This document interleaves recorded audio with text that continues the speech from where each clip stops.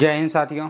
देखिए, आज हम देखेंगे बेल्ट्रॉन डाटा एंट्री ऑपरेटर का जो बुक है प्लेटफॉर्म का रुक्मिणी प्रकाशन का, तो उसी का आज हम देखेंगे सेट नंबर 12। जो ये प्रीवियस ईयर का पूछा गया प्रश्न है 18 दिसंबर 2019 का फर्स्ट शिफ्ट में। ठीक है, आप वीडियो के अंत तक बने रहिएगा। आप इसमें जैसे ये कुल 15 टेस्ट सीरीज है, जिसमें से 10 टेस्ट सीरीज जैसे ये टेस्ट सीरीज के रूप में है 10 ठो, और 5 ठो है इसका प्रीवियस ईयर सोल्व पेपर 2019 में पूछा गया प्रश्न। तो इसमें से कुल 60 प्रश्न आते हैं, वो सभी 60 प्रश्न कंप्यूटर से संबंधित होते हैं। तो हम एक से लेकर के सभी 60 प्रश्नों को देखेंगे विस्तार पूर्वक। ये one of the best book है मार्केट का भी प्लेटफॉर्म रुक्मिणी प्रकाशन का, और बेस्ट बुक का हम बेस्ट सोल्यूशन देंगे आपको अभी।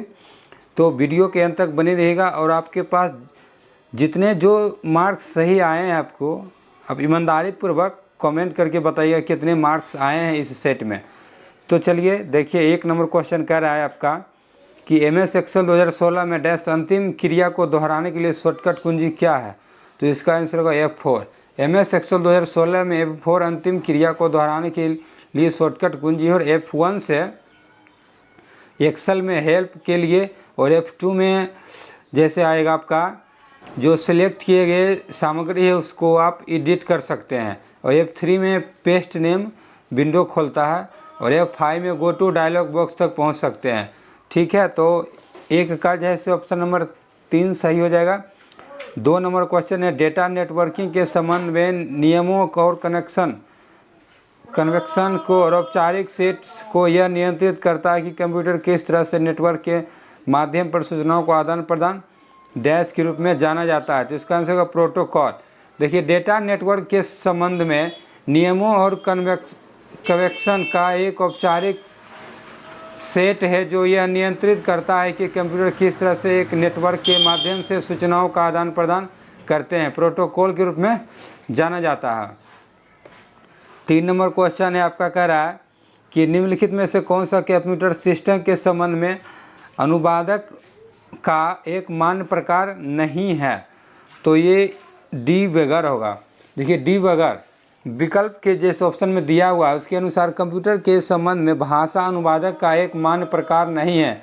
बग्स और एरर को फिक्स या सॉल्व करना डीबगिंग कहलाता है। असेंबलर का काम होता है लो लेवल लैंग्वेज में लिखे गए प्रोग्राम को मशीनी लैंग्वेज में ट्रांसलेट करना।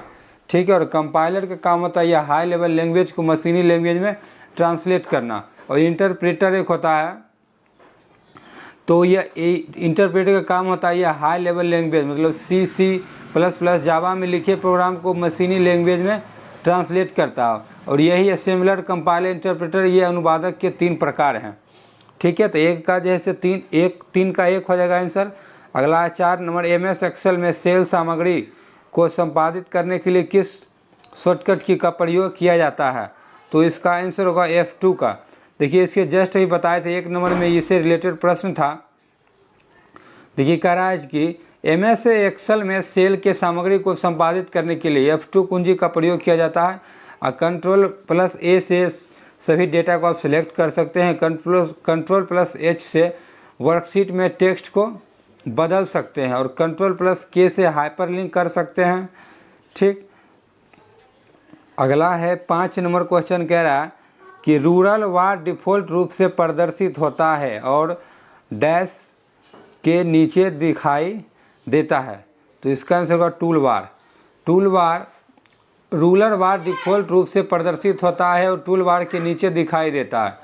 ठीक है, अगला है 6 नंबर, वर्कशीट या वर्कबुक की सुरक्षा के लिए रिव्यू पर जाएं और प्रोटेक्ट शीट पर क्लिक करें, या चेंज ग्रुप में प्रोटेक्ट वर्कबुक पर क्लिक करें। तो इसका आंसर सत्य है, ये सही कह रहा है। ये कह रहा है कि वर्कशीट या वर्कबुक की सुरक्षा के लिए रिव्यू टैब पर जाएं और फिर प्रोटेक्ट शीट पर क्लिक करें, या चेंज ग्रुप में प्रोटेक्ट वर्कबुक पर क्लिक करके सत्य है। अगला है 7 नंबर क्वेश्चन कर रहा है कि GUI के डैश बीच इंटरफेस के रूप में कार्य करता है। तो इसका आंसर होगा प्रयोगकर्ता जैसे यूजर और हार्डवेयर। 7 का ए हो जाएगा। GUI प्रयोगकर्ता और हार्डवेयर के बीच का एक इंटरफेस के रूप में कार्य करता है, और GUI का फुल फॉर्म होता है graphical user interface. 8 number question है कि एक्सेल में स्तंभों कॉलमों डैश के रूप में लेबल किया जाता है। तो इसका आंसर होगा ABC। के में एक्सेल में स्तंभ मतलब कॉलम जिसको ABC आदि के रूप में प्रक्रिया दिया जाता है। और स्तंभ का जैसे कुल संख्या हो जाएगा आपका 16,384, ठीक। और वही रो पूछ देगा तो 10,48,576 रो होता है और कॉलम की संख्या 16,384। तो इसको याद रखिए, हर एग्जाम में इसे पूछा जाता है प्रश्न। अगला है 9 नंबर क्वेश्चन कर रहा है कि पाठ को खींचते समय माउस पॉइंटर एक बॉक्स में बदल जाता है जिसके ऊपर एक छोटा डैश तीर होता है जो दर्शाता है कि आप पाठी खींच रहे हैं। तो इसका आंसर होगा ग्रे। देखिए, पाठ को खींचते समय माउस पॉइंटर एक छोटे से ग्रे तीर के साथ एक बॉक्स में बदल जाता है। यह दर्शाता है कि आप पाठ खींच रहे हैं।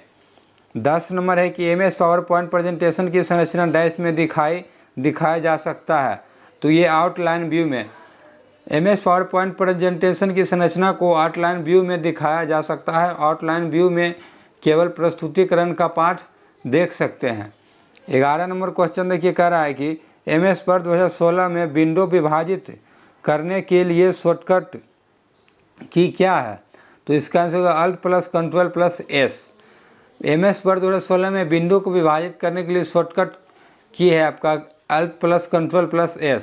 Ctrl+Shift+M का उपयोग करके वर्ड डॉक्यूमेंट में जो टेक्स्ट या इंडेंट मूव है, जो टेक्स्ट या इंडेंट मूव किया उसको वापस लाने के लिए किया जाता है, ठीक है। 12 नंबर क्वेश्चन कह रहा है कि डैश लिंक किए गए दस्तावेजों को पृष्ठ का एक संग्रह है जो लाखों कंप्यूटरों पर संग्रहित होता है और पूरे इंटरनेट पर फैला हुआ है। तो ये www देखिए, www लिंक किए गए दस्तावेजों या पृष्ठों का एक संग्रह है जो लाखों कंप्यूटरों पर संग्रहित होता है, मतलब संग्रहित मतलब स्टोर करना। और www का फुल फॉर्म होता है वर्ल्ड वाइड वेब। इसका खोज जैसे टिम बर्नर्स-ली के द्वारा किया गया था। 13 नंबर क्वेश्चन कह रहा देखिए कि डैश केवल तब होता है जब हम डेटाबेस फील्ड को एक टेक्स्ट डॉक्यूमेंट के रूप में लेटर में मर्ज करते हैं। तो इसका कहते हैं इसको मेल मर्ज। देखिए, मेल मर्ज तब होता है जब हम डेटाबेस फील्ड को एक टेक्स्ट डॉक्यूमेंट के रूप में लेटर में मर्ज करते हैं, ठीक है। 14 नंबर क्वेश्चन देखिए, कह रहा है कि किसी वर्कशीट पर लगे बॉर्डर को आप कैसे हटा सकते हैं। तो इसका आंसर हो जाएगा उन सभी सेलों को सेलेक्ट करके जिसमें आप बॉर्डर निकालना चाहते हैं और फिर बॉर्डर मेन्यू में नो बॉर्डर पर क्लिक कर देंगे। तो ऑप्शन नंबर 4 का B सही हो जाएगा। तो ये किसी वर्कशीट पर लगे बॉर्डर को हटाने के लिए उन सभी सेलों का सेलेक्ट करके और जिनसे मतलब बॉर्डर निकालना चाहते हैं और उसको फिर मेन्यू सूची में जा कर के नो बॉर्डर पर क्लिक करते बॉर्डर निकल जाएगा, मतलब हट जाएगा। 15 नंबर क्वेश्चन कह रहा है कि देखिए, MS वर्ड के शीर्ष पर स्थित वार को डैश वार के रूप में जाना जाता है। तो इसका आंसर होगा टाइटल वार। देखिए, MS वर्ड के शीर्ष पर स्थित वार को टाइटल वार कहा जाता है। टाइटल वार सॉफ्टवेयर एप्लीकेशन या वेब पेज का एक ग्राफिकल यूजर इंटरफेस घटक है। 16 नंबर है MS एक्सेल में किस प्रकार के डेटा उपयोग नहीं किया जा सकता है। तो ये फंक्शन का MS एक्सेल में फंक्शन प्रकार के डेटा का उपयोग नहीं किया जा सकता है। उन डेटा प्रकारों की सूची जिसको माइक्रोसॉफ्ट एक्सेल में उपयोग कर सकते हैं, जिसको number, data, decimal, date, time आदि, और जैसे टेक्स्ट डाटा में आएगा वर्ड, सेंटेंस, एड्रेस, और लॉजिकल डाटा में आएगा एंड और XOR, नोट, ठीक है, और एरर डाटा। तो 16 का जो है C सही जवाब होगा। और 17 नंबर क्वेश्चन कर रहा है कि डैश चार्ट विशेष रूप से स्टॉक और शेयर से संबंधित डेटा मानों को अवलेखन मतलब प्लॉटिंग के लिए बनाया गया है। तो इसका आंसर होगा आपका स्टॉक। स्टॉक चार्ट विशेष रूप से स्टॉक और शेयरों से संबंधित डेटा मानों के आलेखन के लिए बनाया गया है। 18 नंबर क्वेश्चन कह रहा है कि MS एक्सेल 2016 में होम मेन्यू के तहत आप प्रविष्टियों की एक श्रृंखला को क्रमबद्ध कर सकते हैं। कस्टम सॉर्ट के अलावा सॉर्ट और फिल्टर विकल्प के अंतर्गत कितने प्रकार के सॉर्ट उपलब्ध होते हैं? तो इसका होगा आंसर 2। MS एक्सेल 2016 में होम मेन्यू के तहत आप प्रविष्टियों की एक श्रृंखला को क्रमबद्ध कर सकते हैं। कस्टम सॉर्ट के अलावा सॉर्ट और फिल्टर विकल्प के अंतर्गत 2 प्रकार के सॉर्ट उपलब्ध होते हैं। 19 नंबर क्वेश्चन कह रहा है कि इनमें से कौन सा इंटरनेट कनेक्शन वायरलेस कनेक्शन नहीं है? तो होगा lease line. Lease line internet connection wireless connection नहीं है। Lease line fibre optical cable के माध्यम से पब्लिक इंटरनेट से जुड़ा होता है। अगला है 20 नंबर क्वेश्चन, देखिए कह रहा है कि डैश टेक्स्ट की ड्रैग एंड ड्रॉप विधि आपको अपने माउस का उपयोग करके चयनित टेक्स्ट को स्थानांतरित करने की अनुमति देता है। तो 20 का आंसर होगा एडिटिंग। देखिए एडिटिंग टेक्स्ट की ड्रैग एंड ड्रॉप विधि आपको अपने माउस का उपयोग करके चयनित टेक्स्ट को स्थानांतरित करने की अनुमति देता है। और ड्रैग एवं ड्रॉप का उपयोग करके आप सिलेक्ट अवयव को एक स्थान से दूसरे स्थान पर खींचकर फोटो, टेक्स्ट और अन्य सामग्री को स्थानांतरित या डुप्लीकेट कर सकते हैं। 21 नंबर है वर्ड ड्राइव फाइलों का फाइल एक्सटेंशन कैसा होता है? तो इसका होगा RTF। देखिए वर्ड ड्राइव फाइलों का फाइल एक्सटेंशन RTF होता है और माइक्रोसॉफ्ट वर्ड फाइल का .doc और .docx होता है, ठीक है। और PDF का .pdf आता है और टेक्स्ट का .text मतलब टेक्स्ट ए डॉक्यूमेंट में जो फाइल लिखते हैं लाटेक्स में। अगला है क्वेश्चन 22 नंबर कह रहा है कि किसी MS एक्सेल 2016 वर्कशीट में आप सेलेक्ट चाहते हैं तो कोई प्रयोगकर्ता ड्रॉप डाउन सूची में केवल हाँ या ना में इनपुट डालने में सक्षम हो। आप उसके लिए किस फंक्शन का उपयोग करेंगे? जिसको होगा डेटा वैलिडेशन का। कि किसी MS एक्सेल 2016 वर्कशीट में कोई प्रयोगकर्ता ड्रॉप डाउन सूची में से लेबल हाँ या ना में इनपुट डालने में सक्षम हो, इसके लिए डेटा वैलिडेशन फंक्शन का उपयोग किया जाता है।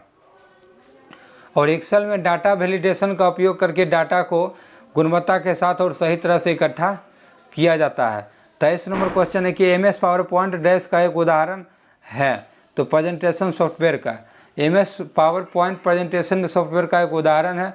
अब प्रेजेंटेशन सॉफ्टवेयर या प्रेजेंटेशन ग्राफिक्स पैकेज का उपयोग स्लाइड, ओवरहेड, ट्रांसपेरेंसीज, हैंडआउट्स तथा स्पीकर नोट्स तैयार करने में किया जाता है। 24 नंबर क्वेश्चन कह रहा है कि टास्क बार में एक प्रोग्राम को शामिल किया जाता है। यदि आप टास्क बार से प्रोग्राम शुरू करना चाहते हैं तो आपको इसके आइकॉन पर डैश करने की आवश्यकता है। तो इसका आंसर होगा सिंगल क्लिक। टास्क बार में एक प्रोग्राम को शामिल किया जाता है। यदि टास्क बार से प्रोग्राम शुरू करना चाहते हैं और इसके आइकन पर सिंगल क्लिक करने की आवश्यकता है, ठीक है। और टास्क बार डेस्कटॉप पर प्रदर्शित प्रोग्राम के लिए एक्सेस पॉइंट भले ही प्रक्रिया प्रोग्राम मिनिमाइज किया गया हो। अगला है 25 में कह रहा है कि कौन सी भाषा प्रोसेसर उच्च स्तर पर लिखे गए प्रोग्राम की मशीन भाषा में प्रोग्राम पंक्ति दर की रूपांतरित करता है। तो इसका आंसर होगा दुभाषी मतलब इंटरप्रेटर।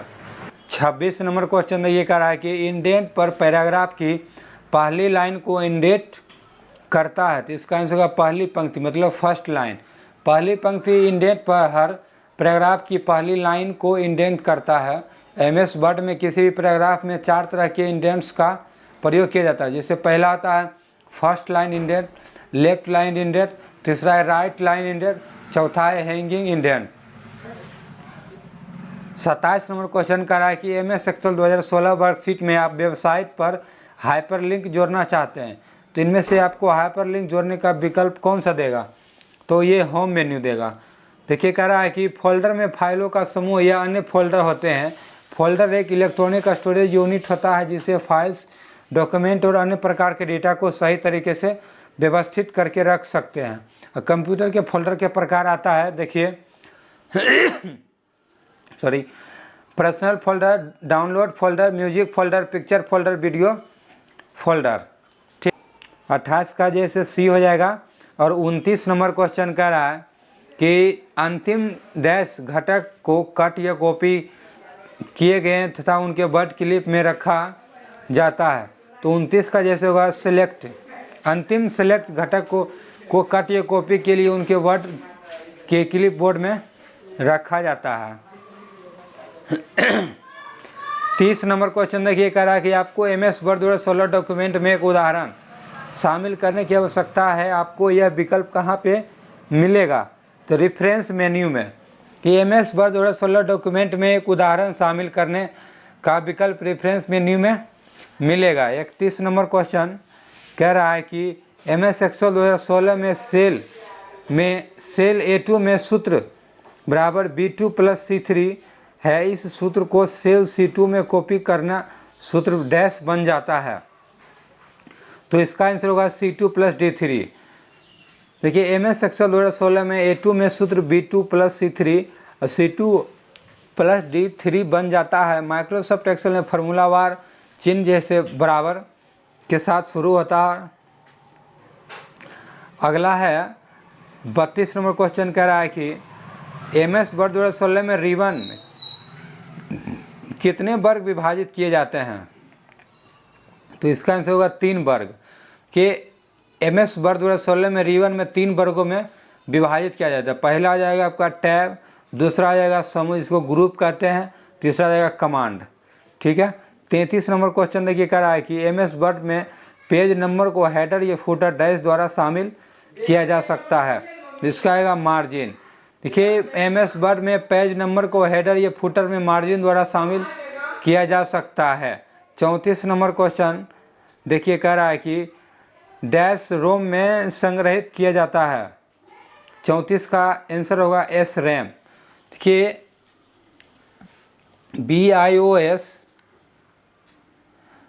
BIOS का रोम में संग्रहित किया जाता है। BIOS का फुल फॉर्म होता है basic input output system. 35 number है, निम्नलिखित में से कौन सा आउटपुट डिवाइस है? तो इसका होगा VDU एक आउटपुट डिवाइस है और यह विद्युत यांत्रिक युक्ति को कंप्यूटर द्वारा प्रोसेस किया गया बाइनरी डाटा लेकर के उसे उपयोगकर्ताओं के साथ उपयोग डेटा में बदलकर प्रस्तुत करता है और आउटपुट डिवाइस कहलाता है। 36 नंबर क्वेश्चन है कि देखिए, कह रहा है कि MS एक्सेल 2016 के वर्कशीट में बुक की गई प्रविष्टियाँ हैं, यह बुक होना चाहिए था कि ऐसे सभी उदाहरण को ढूंढने और बदलने के लिए आप किस कमांड का उपयोग करेंगे? तो Ctrl+H का। कि MS एक्सेल 2016 में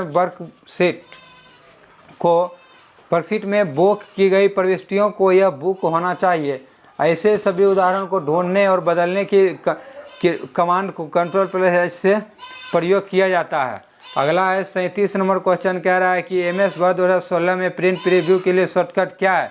तो इसका आंसर होगा 37 का Ctrl+F2। MS वर्ड 2016 में प्रिंट प्रीव्यू के लिए शॉर्टकट है Ctrl+F2। और भी मतलब मिनिमाइज के लिए विंडो F11 दबाएंगे और ओपन टास्क व्यू के लिए विंडो का लोगो प्लस टैब और स्विच बिटवीन ओपन एप्स मतलब 2 सॉफ्टवेयर को खोलने के लिए प्लस टैब प्रयोग है। तो मतलब इधर लेफ्ट से राइट, राइट से लेफ्ट हो जाएगा। 38 नंबर क्वेश्चन है कि आपके पास MS एक्सेल 2016 में कई वर्कबुक खुली है, Ctrl+W और Ctrl+F4 दबाने पर क्या अंतर है? तो इसका आंसर होगा कि कोई भी इसमें फ़र्क नहीं पड़ेगा। देखिए MS एक्सेल 2016 में वर्कबुक खुली है Ctrl+W और Ctrl+F4 दबाने पर कोई फ़र्क नहीं पड़ेगा, ये दोनों सेम ही है। ठीक है। Ctrl+F4 से विंडो बंद होता है और ये Ctrl+W जो दिया हुआ है इसे जो प्रेजेंट में खुला हुआ एक्सेल वर्कबुक है उसको बंद करता है। ठीक। अगला है 39 नंबर क्वेश्चन, कह रहा है कि MS पावरपॉइंट 2016 में स्लाइड शो के दौरान कमांड Ctrl+P का उपयोग करने से क्या होता है? तो स्लाइड शो के दौरान पेन टूल के साथ एनोटेट करना होता है। MS पावर पॉइंट 2016 में स्लाइड शो के दौरान कमांड कंट्रोल प्लस P का उपयोग करने में स्लाइड शो के दौरान पेन टूल के साथ एनोटेट करना होता है। 40 नंबर क्वेश्चन कह रहा है कि लीना को MS एक्सेल वर्कशीट में 1 से लेकर के 40 तक की संख्या दर्ज करनी है। अपना काम जल्दी और आसानी से पूरा करने के लिए MS एक्सेल की किस विशेषता का उपयोग करना चाहिए? तो इसमें कहा होगा ऑटोफिल। लीना को MS एक्सेल वर्कशीट में 1 से लेकर के 40 तक की संख्या दर्ज करनी है। अपना काम जल्दी और आसानी पूरा करने के लिए उसे MS एक्सेल की ऑटोफिल विशेषता का उपयोग किया जाता है।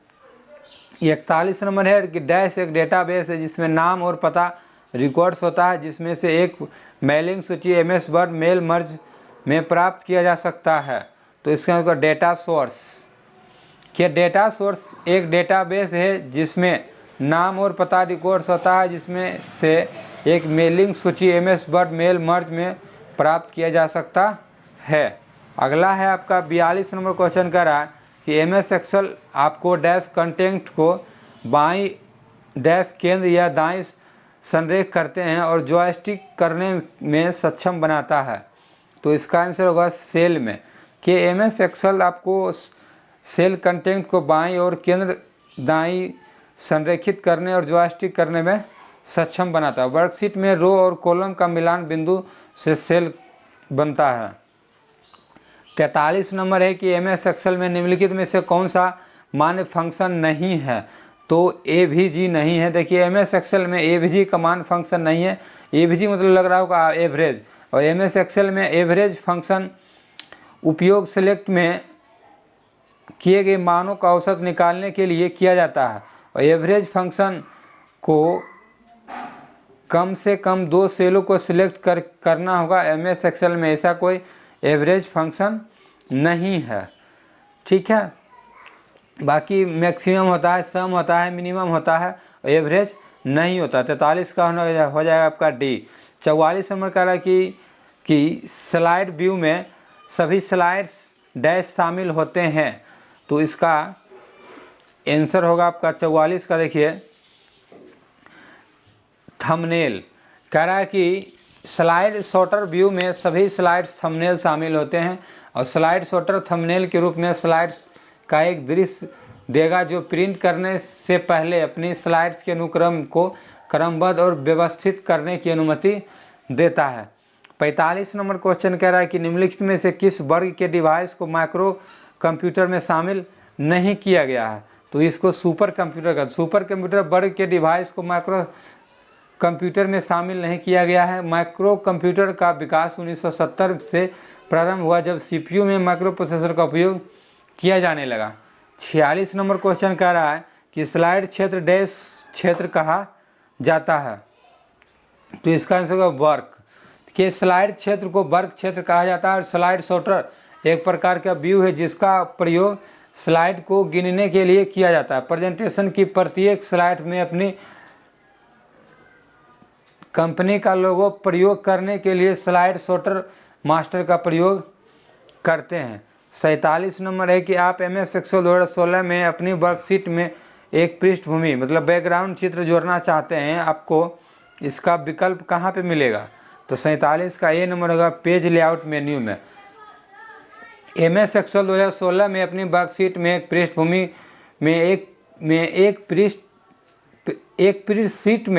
एक पृष्ठभूमि चित्र जोड़ना चाहते हैं, उसका विकल्प पेज लेआउट मेन्यू में मिलेगा। ठीक, अगला है 48 नंबर को। और भी देखिए इसमें कह रहा है कि आपको और भी इससे रिलेटेड प्रश्न अगर पूछ जाएगा कि MS एक्सेल में पेज लेआउट टैब में कुल कितने सेक्शन देखने को मिलता है? तो कुल जैसे 5 सेक्शन देखने को मिलता है, जिसमें पहला है आपका थीम, दूसरा पेज सेटअप, तीसरा है स्केल टू फिट, चौथा है सीट ऑप्शन, चौथा है आपका पाँचवा है आपका अरेंज। ठीक है, तो 47 का 1 नंबर आंसर हो जाएगा। और अगला देखिए 48 नंबर क्वेश्चन करा कि GUI का विस्तार रूप क्या है? तो GUI का विस्तार रूप है आपका ग्राफिकल यूजर इंटरफेस जो ऑप्शन नंबर बी में है। GIF का होता है ग्राफिकल इंटरचेंज फॉर्मेट, ठीक। GPS का हो जाएगा आपका ग्लोबल पोजिशनिंग सिस्टम। अगला है 49 नंबर, आप किसी वर्कशीट की पंक्ति या कॉलम का आकार बदल नहीं सकते हैं, तो इसका आंसर होगा वो सत्य। किसी वर्कशीट की पंक्ति या कॉलम का आकार बदल नहीं सकते हैं, यह कथन वो सत्य है आपका।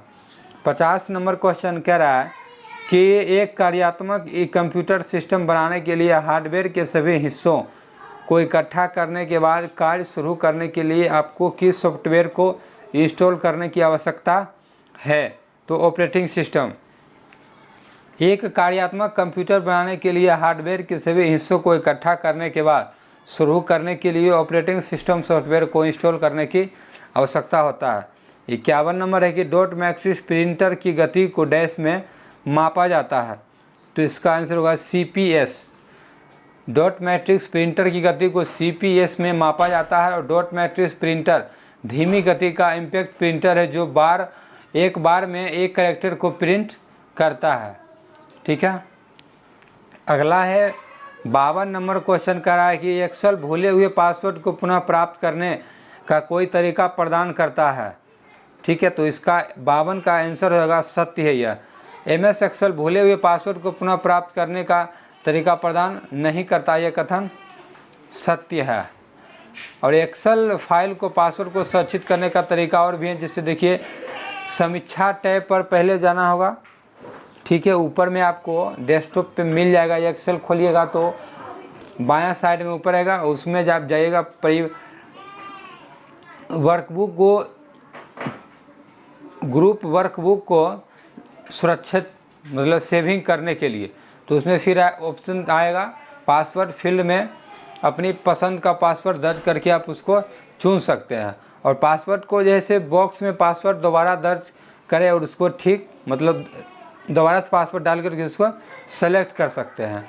53 नंबर क्वेश्चन कह रहा है कि 1-1 बिट संख्यात्मक पता है जिसका उपयोग इंटरनेट पर कंप्यूटर दर्शाने के लिए किया जाता है, तो इसका होगा आंसर आपका वर्चुअल एड्रेस जो ऑप्शन नंबर बी में है। इलस्ट्रेशन कमांड के अंतर्गत स्मार्ट आर्ट कमांड मिलेगा। इलस्ट्रेशन समूह में 5 कमांड शामिल होते हैं जो आपको दस्तावेजों में छवियों का उपयोग करने की अनुमति देता है। 54 नंबर क्वेश्चन है कि किस कमांड के अंतर्गत आपको स्मार्ट आर्ट कमांड मिलेगा, तो इसका आंसर हो जाएगा जैसे ऑप्शन नंबर बी इंस्टॉलेशन, ठीक है। सॉरी देखिए जो भी बताएं 53 नंबर, -1 बिट संख्यात्मक का पता है जिसका उपयोग इंटरनेट पर कंप्यूटर दर्शाने के लिए, तो इसका IP एड्रेस होगा, सॉरी IP एड्रेस होगा। और IP एड्रेस का फुल फॉर्म होता है इंटरनेट प्रोटोकॉल, ठीक।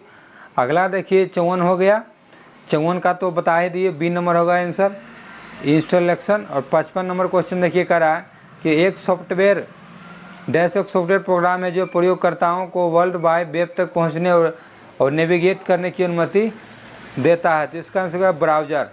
ब्राउज़र एक सॉफ्टवेयर प्रोग्राम है जो प्रयोगकर्ताओं को वर्ल्ड वाइड वेब तक पहुंचने और नेविगेट करने की अनुमति देता है।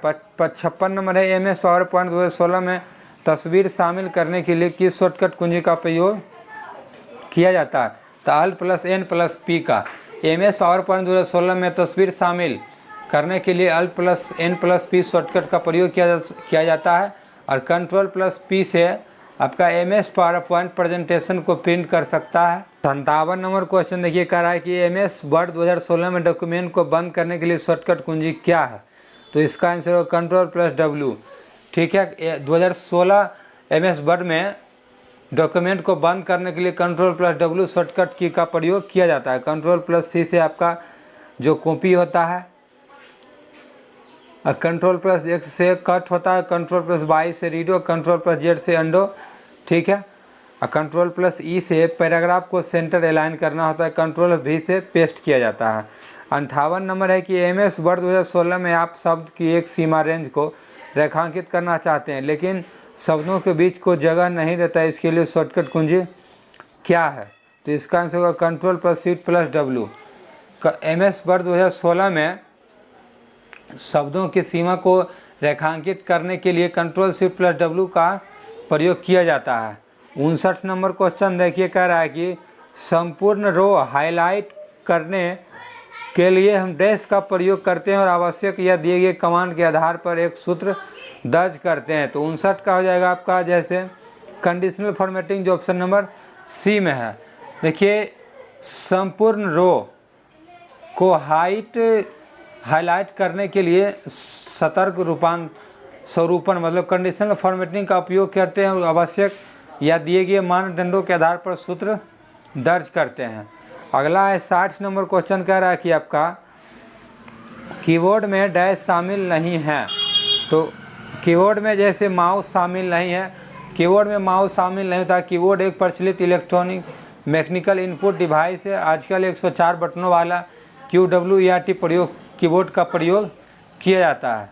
ठीक है, तो चलिए 1 से लेकर के 60 प्रश्नों को हम लोग विस्तार पूर्वक देखें और इसका PDF आप हमारे टेलीग्राम से डाउनलोड कर सकते हो। आपको कितने मार्क्स आए हैं इस सेट में, आप जरूर से जरूर कमेंट करके बताइए। आज